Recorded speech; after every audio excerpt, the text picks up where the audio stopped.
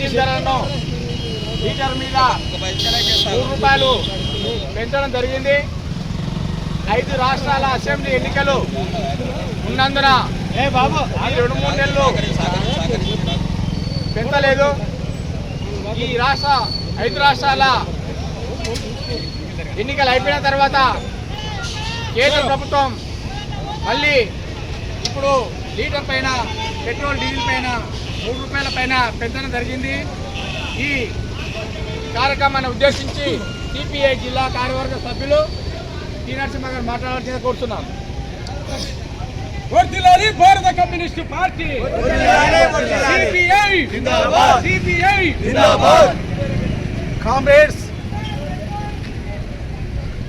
ఇవాళ రాష్ట్ర వ్యాప్తంగా దేశవ్యాప్తంగా ఇచ్చినటువంటి యొక్క పిలుపులో భాగంగా పెదకొత్తపల్లి మండల బస్టాండ్ కేంద్రంలో ఈ మండల కమ్యూనిస్టు పార్టీ పెంచిన పెట్రోల్ డీజిల్ ధరలు తగ్గించాలని, నరేంద్ర మోడీ గవర్నమెంట్ యొక్క నిర్లక్ష్య వైఖరి తీసుకున్నటువంటి యొక్క ఈ వైఖరిని నశించాలని కమ్యూనిస్టు పార్టీ నిర్ణయం మేరకు అన్ని చోట్ల యొక్క ధర్మ కార్యక్రమాలు చేపట్టడం జరుగుతుంది.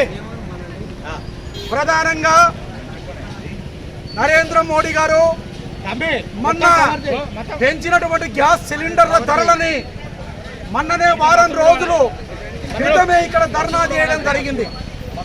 నేను ఏ ధరలు పెంచను, ఎక్కడ కూడా పెంచను, నేను తీసుకున్న నిర్ణయాన్ని కట్టుబడి ప్రభుత్వాన్ని పరిపాలన చేస్తా, రాష్ట్రాల యొక్క అభివృద్ధిని కోరుకుంటా అని చెప్పని మొన్న జరిగినటువంటి 5 రాష్ట్రాల ఎన్నికలకు ముందు